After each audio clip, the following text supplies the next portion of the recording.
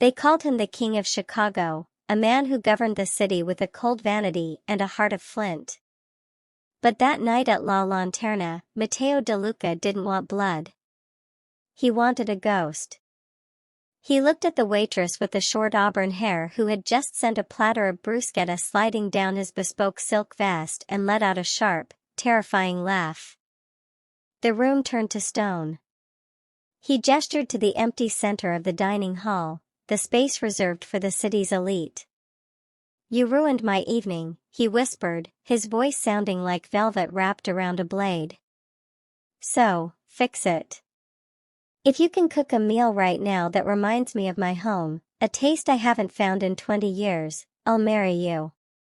If you fail, you belong to the DeLuca house as a servant until your hands are too worn to work." He smirked, confident in her destruction. He didn't know the fire he was playing with. The wind off Lake Michigan was brutal that January evening, rattling the heavy oak doors of La Lanterna, the most prestigious social club in the Gold Coast. To the public, it was an impenetrable fortress of wealth. To the underworld, it was the sanctuary where the syndicate's most lethal deals were signed over vintage wine. Isabella Caruso adjusted the hem of her gray vest, her hands steady despite the chaos. She had been a ghost here for months, a girl with a hidden name and hands that knew the weight of a chef's knife better than a serving tray. In this room, she was meant to be invisible, a shadow pouring water and clearing the wreckage of men's appetites. "Keep your head down, Caruso," the floor manager, Lorenzo, hissed as he passed her. "The DeLuca family is at table 1. Matteo is looking for a reason to break someone tonight. Don't let it be you." Isabella felt a familiar pulse of defiance. She knew Matteo DeLuca. Everyone knew the man who had turned his family's legitimate construction empire into a sprawling fortress of power. He was 34, sharp-featured, and obsessed with a perfection that didn't exist. Rumor said he had fired 3 Michelin-starred chefs in a single month because their sauce lacked the soul of his childhood. As she approached the head table, the atmosphere was suffocating. Matteo sat like a bored emperor, twirling a gold signet ring. "I'm tired of French butter and hollow spices," Matteo said, his voice low and dangerous.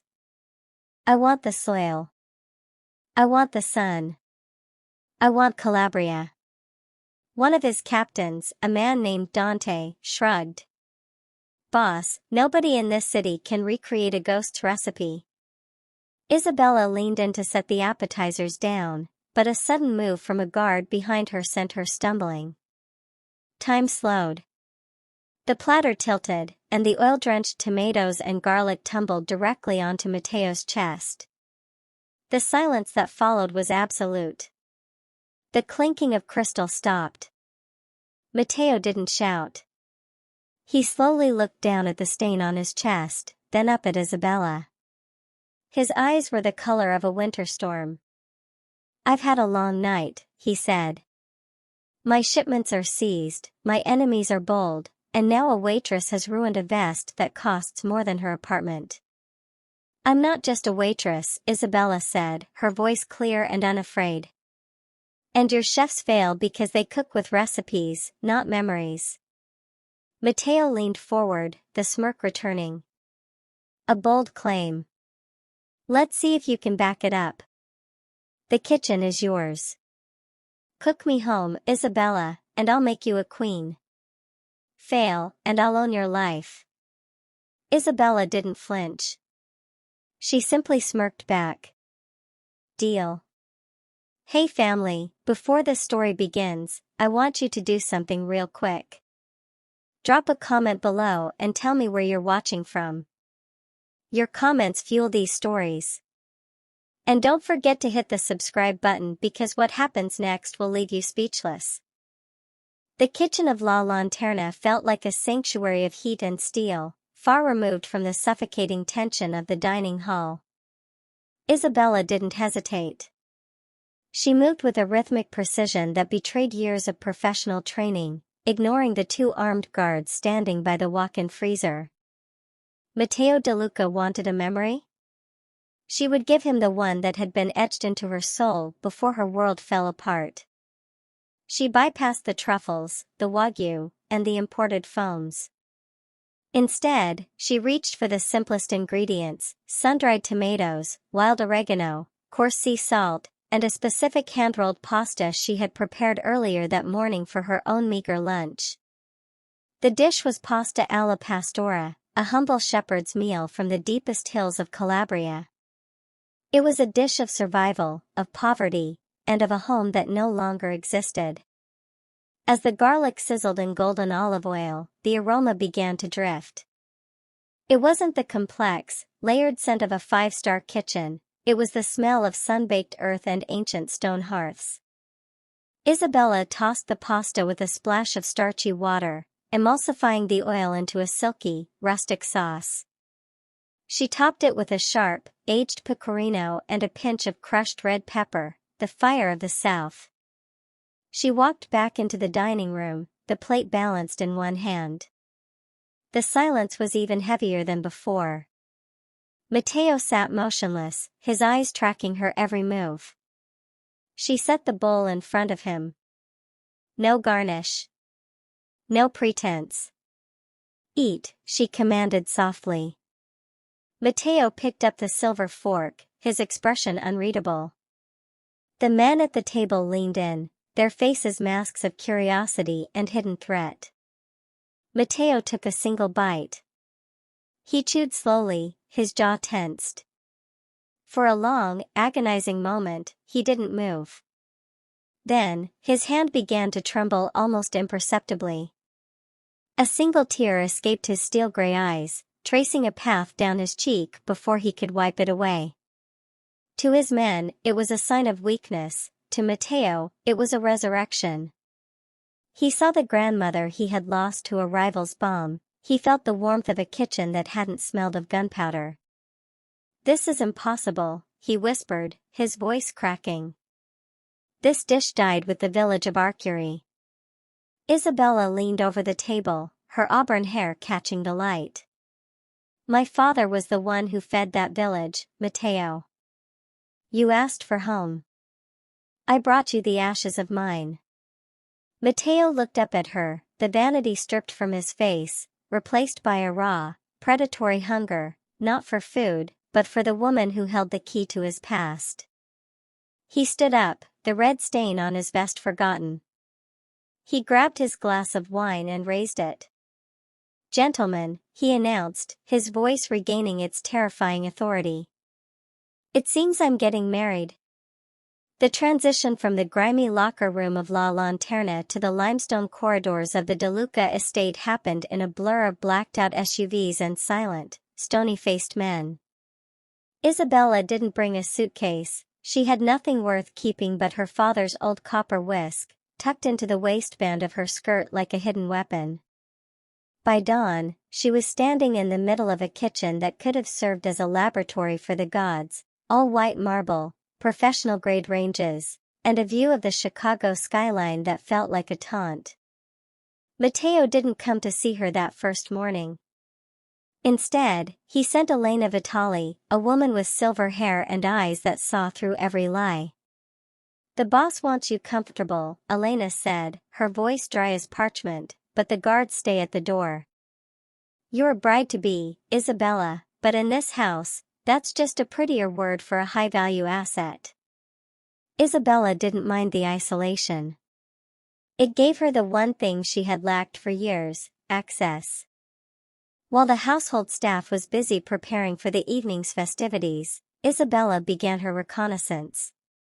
She moved through the mansion under the guise of organizing the pantry, her eyes scanning every ledger and shipment manifest left on the granite counters.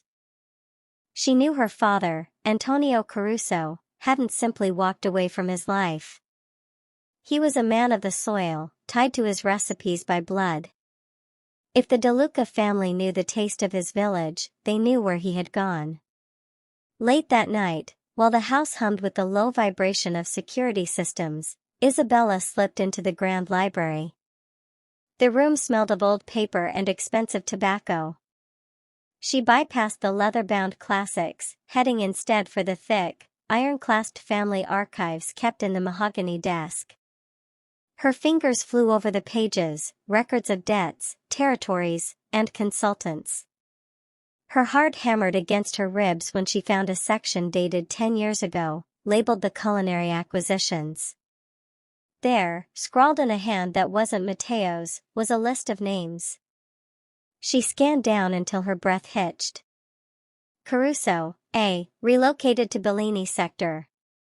Non-transferable asset. Finding what you're looking for? The voice was like a gunshot in the quiet room. Isabella froze, then slowly turned. Dante Ricci, Matteo's consigliere, was leaning against the doorframe, his shadow stretching long and jagged across the floor. He wasn't smiling. Unlike Matteo, who looked at her with a mix of curiosity and desire, Dante looked at her with pure, cold suspicion. "I was looking for a glass of water," Isabella said, her voice steady even as her pulse raced. She slid the ledger shut with one hand, her smirk returning as a shield. "This house is a maze, Dante. I'd hate to get lost before the wedding." Dante stepped into the light, his gaze falling on the archive book. "Be careful, little chef," he whispered. "In this family, curiosity is usually a terminal illness." The following days at the DeLuca estate felt like walking through a house of mirrors. Isabella moved with the practiced grace of a future Donna, but she could feel the cold weight of Dante Ricci's gaze tracking her every footstep. While Matteo spent his afternoons in cigar-filled rooms consolidating his power, Dante remained in the periphery, a shadow that refused to blend into the background. Isabella was in the herb garden, a secluded patch of green tucked behind the stone terrace, when she heard the low murmur of voices. She ducked behind a high hedge of rosemary, her breath catching as she recognized the sharp, clipped cadence of the consigliere. "She's a distraction, Matteo doesn't see it," Dante was saying, his voice stripped of its usual professional veneer. "A waitress from a social club doesn't just happen to know a village recipe that was buried a decade ago. She's a plant, or worse, a liability." "Matteo is obsessed with the past, Dante." "You know that better than anyone," a woman replied.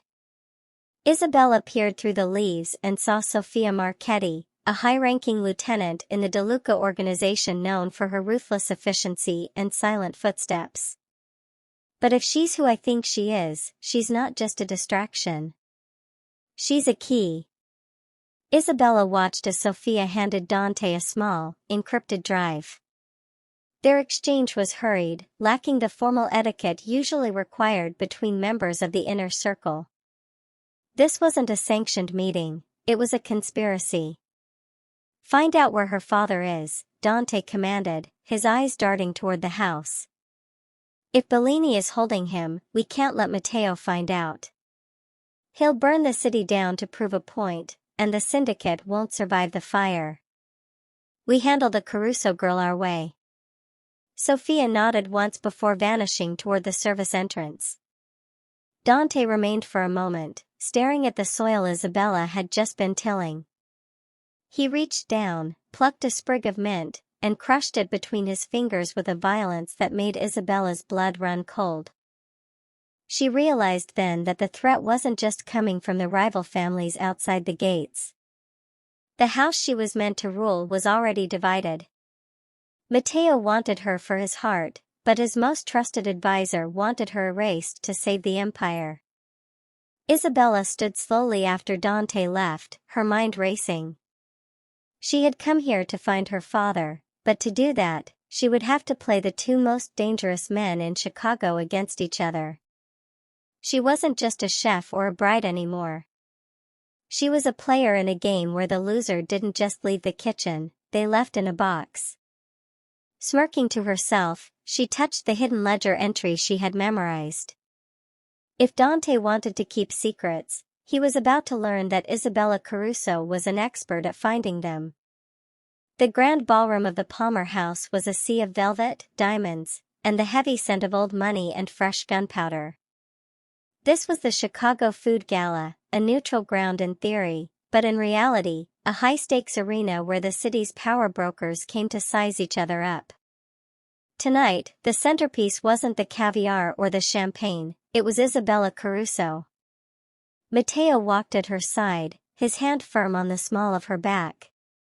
He had insisted she wear a gown the color of a vintage burrolo, but Isabella had pinned her father's silver tasting spoon inside her bodice. Across the room, she saw Lorenzo Bellini. He was older, with a face like pitted stone and eyes that didn't just look at her, they dissected her. Beside him, Dante Ricci stood like a sentinel, his expression unreadable as he watched Isabella take her place behind the banquet station. "Smile, Cara," Matteo whispered, his breath warm against her ear. "Show them the fire that burned my tongue." Isabella didn't smile, she worked. She was preparing a refined version of her father's signature risotto, a dish that required absolute concentration. But as she reached for the saffron, she noticed something off. The jar was sealed, but the color of the threads was a shade too dark, the aroma carrying a faint, chemical edge that had no business being in a spice. She paused, her heart skipping a beat. She caught Sofia Marchetti watching her from a distance, nodding almost imperceptibly toward the Bellini table. Isabella's gaze shifted to her own prep area. A small smudge of white powder sat near the edge of her cutting board, arsenic, or something faster. The room watched, hushed, as she lifted a spoonful of the risotto toward her lips for the customary tasting. Matteo leaned in, expecting the show of confidence. From the corner of her eye, Isabella saw Bellini lean forward, a predatory smirk tugging at his lips. At the last second, Isabella turned the spoon. Instead of tasting it herself, she held it out toward Dante, who had stepped closer to supervise. "The consigliera should have the first bite," Isabella said, her voice projecting through the quiet room. "Since he is so concerned about the quality of the DeLuca kitchen." Dante's face went pale. He looked from the spoon to Bellini, then back to Isabella. The silence became deafening. Matteo's eyes narrowed, his hand dropping from Isabella's waist to the holster beneath his jacket. "Is there a problem, Dante?"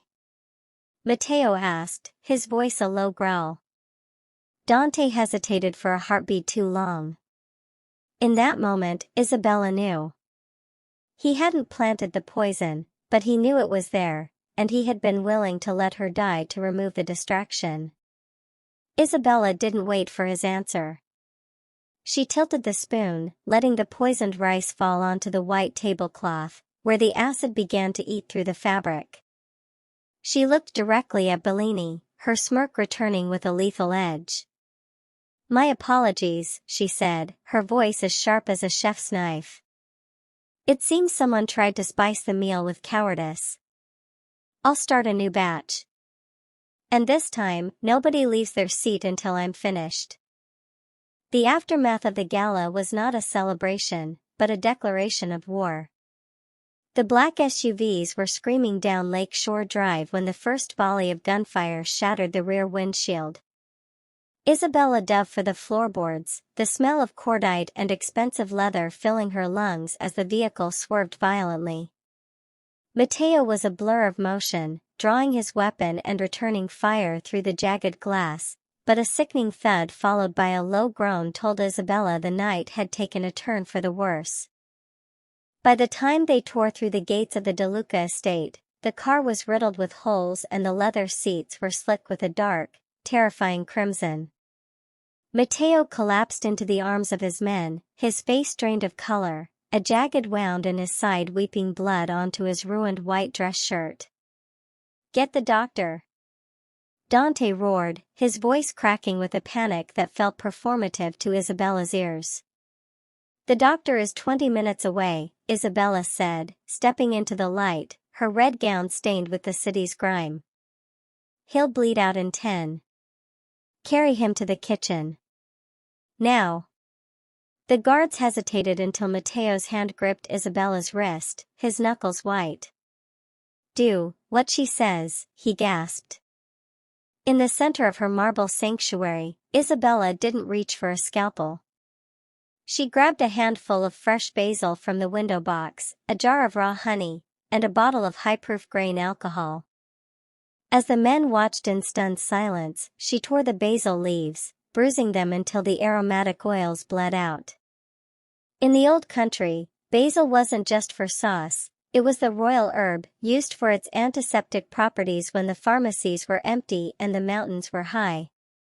She cleaned the wound with the alcohol, the scent of spirits mixing with the metallic tang of blood. Matteo surged upward, a guttural scream caught in his throat, but Isabella pressed her hand to his chest. Look at me, Matteo. Stay in the kitchen. Stay with the scent.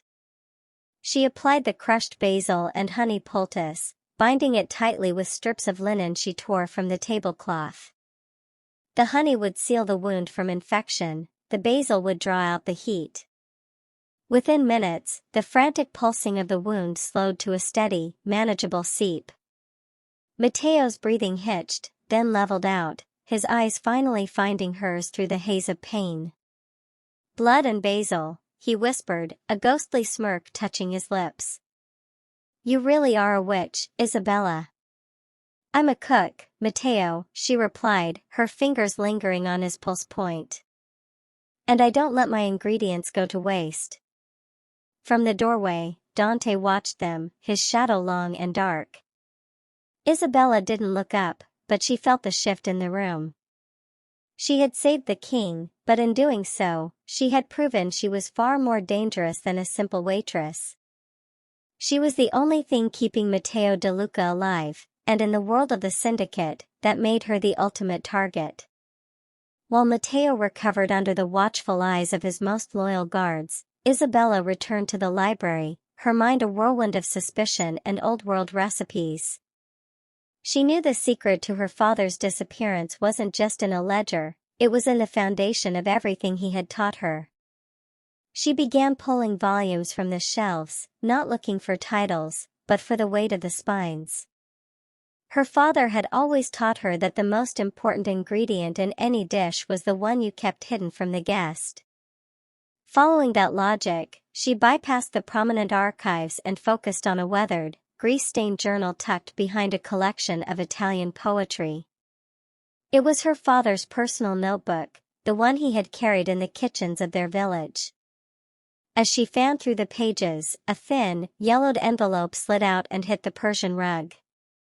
The handwriting on the front was unmistakable, bold, elegant, and hurried. It was addressed to her, but it had never been mailed. My dearest Isabella, the letter began, the ink slightly faded but the words burning with a desperate clarity. If you are reading this, the shadow of Lorenzo Bellini has finally reached our doorstep. He does not want my recipes for their flavor, he wants them for their history. He is using the restaurant trade as a veil for a darker harvest. Look to the salt flats, the shipping docks at the edge of the Bellini sector. He moves more than just spices under the cover of night. Isabella's breath hitched. The salt flats wasn't a culinary term, it was a reference to the abandoned industrial pier where her father had once taken her to buy fresh sea bass. The letter went on to detail a trafficking front, a network of gourmet imports that served as a cover for moving stolen lives across the border. Bellini wasn't just a rival chef or a greedy boss, he was a monster hiding behind a white apron. The realization hit her like a physical blow. Her father hadn't been relocated, he was a prisoner of his own talent, forced to refine the palate of a man who dealt in human misery. The secret ingredient isn't love, Isabella, her father's voice seemed to echo in her mind. It's leverage. She tucked the letter into the bodice of her dress, her jaw tightening. She had the location. She had the motive. Now, she needed the King of Chicago to wake up and realize that the woman he intended to marry was about to lead him into the heart of a storm. Isabella looked toward the door, her smirk returning, but this time it was devoid of humor. It was the look of a hunter who had finally caught the scent of the beast. Bellini thought he had stolen her legacy, but he was about to find out that a Caruso never forgets a face, or a debt. The invitation arrived on a card of heavy, cream-colored vellum, the edges gilded in a gold that looked suspiciously like dried blood. Lorenzo Bellini was hosting a private banquet at his lakeside villa to honor the union of the DeLuca and Caruso names. It was a masterpiece of Mafia etiquette, a gesture of peace that carried the unmistakable scent of an execution. Matteo stood before the mirror in his dressing room, his face still pale but his movements regained their predatory grace. He adjusted his cufflinks, his eyes meeting Isabella's in the reflection. She was dressed in a gown of midnight blue, the silk clinging to her like a second skin, her auburn hair swept up to reveal the defiant set of her jaw. "You don't have to do this, Isabella," Matteo said, his voice dropping to a low, gravelly hum. "I can send my men to the salt flats tonight. We can end this without you stepping into his den." Isabella stepped toward him, her hand resting on the lapel of his tuxedo. "Bellini won't show his hand to a squad of hitmen, Matteo. He wants to gloat. He wants to see the girl he thought he broke standing at your side. Besides," she added, her smirk flashing like a blade, "a chef never misses a banquet." The drive to the Bellini estate was silent, the air inside the armored SUV thick with the unspoken knowledge that they were walking into a cage. When they arrived, the villa was a palace of light and shadows. Dante Ricci met them at the entrance, his expression a mask of professional neutrality, though his eyes darted toward the shadows of the surrounding trees where Bellini's snipers were undoubtedly perched. "The table is set, boss," Dante whispered. "But the atmosphere is volatile." They were led into a dining hall that felt more like a courtroom.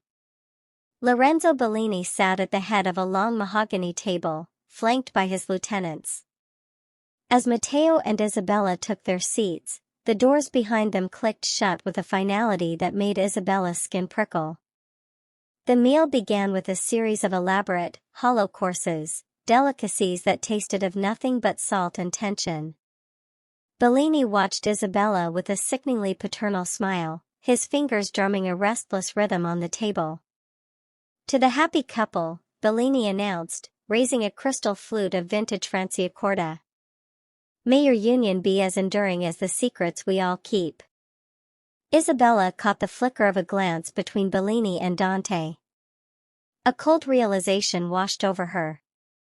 This wasn't just a trap for her and Matteo, it was an audition.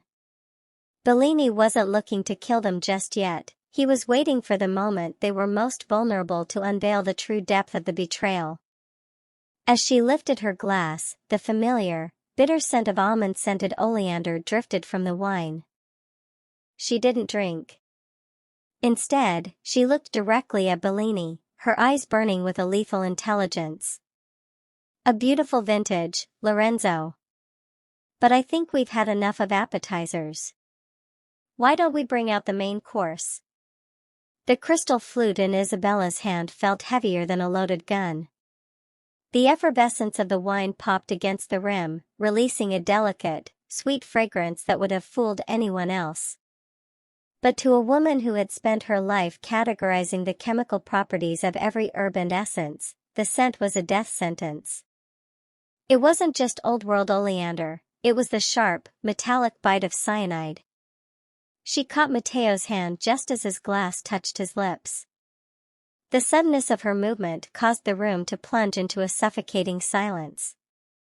"Don't," she whispered, her voice cutting through the stillness like a serrated blade. "The vintage has been tainted with bitter almonds, Matteo. A coward's choice for a coward's toast." Lorenzo Bellini didn't flinch. He simply leaned back in his throne-like chair, his eyes shifting toward the far end of the table. "It's a shame," Bellini sighed. "I was hoping for a quieter transition. But the girl is too clever for her own good." Matteo's eyes went dark, his body coiling with a lethal tension.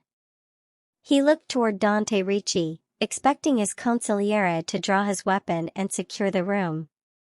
Instead, Dante stepped away from the DeLuca guard, moving toward the shadow of Bellini's chair. He didn't look at Matteo. He looked at the floor, his face a mask of cold, calculated treason. "I told you she was a liability, Matteo," Dante said, his voice hollow. "You became obsessed with a taste, a ghost, while the empire started to crumble. Bellini offers stability. You offer nostalgia. You sold your blood for a seat at a dead man's table?" Matteo's voice was a low, terrifying vibration.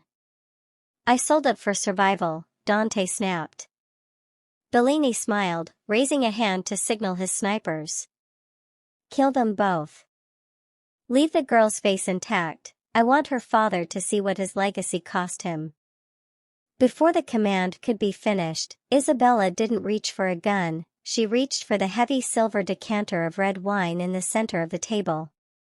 With a snarl of defiance, she hurled it at the grand chandelier above. The glass shattered, plunging the room into a strobing darkness just as the first muzzle flashes erupted from the balcony.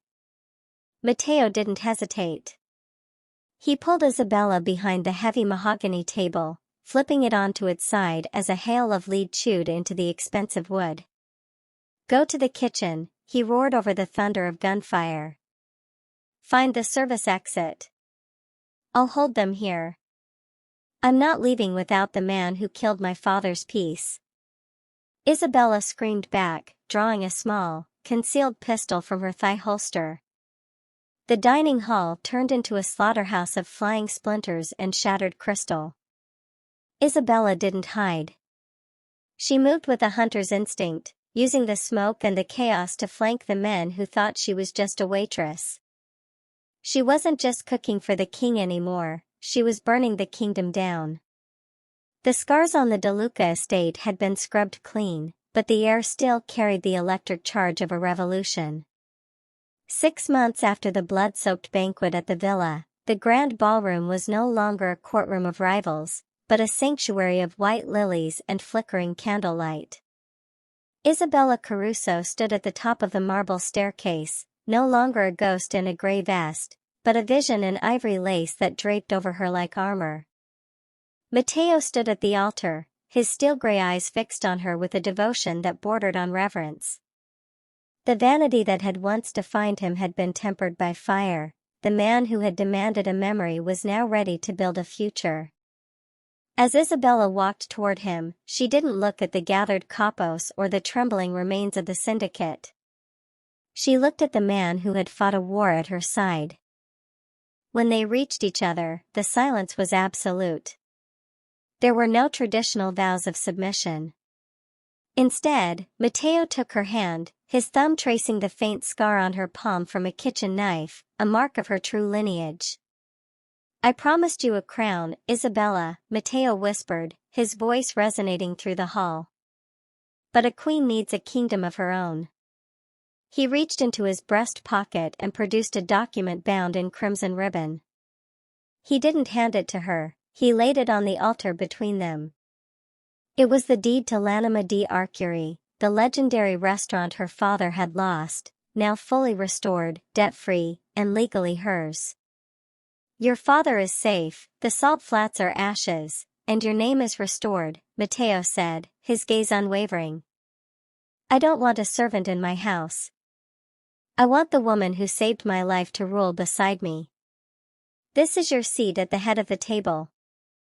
Isabella felt a lump in her throat that no recipe could soothe.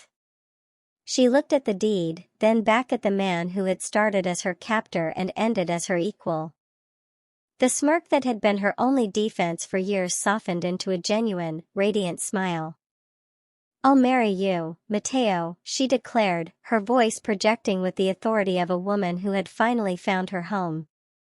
"But don't think for a second that I'm letting you into my kitchen without an invitation." A ripple of laughter broke the tension, led by Matteo's own roar of joy.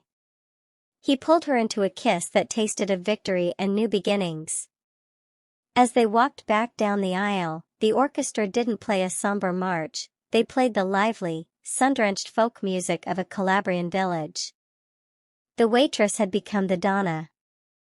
The ghost had found her voice. And in a city built on secrets and blood, Isabella Caruso and Matteo DeLuca had finally found the one thing they couldn't buy or steal, a perfect, unshakable harmony. If this story touched your heart, please press like and share it with those you love so they too can hear this meaningful tale. Do not forget to subscribe and turn on notifications so you do not miss the emotional stories we bring you every day. We sincerely thank you for staying with us until the very last moment. Wishing you and your loved ones abundant health, joyful lives, and hearts always full of love. Goodbye.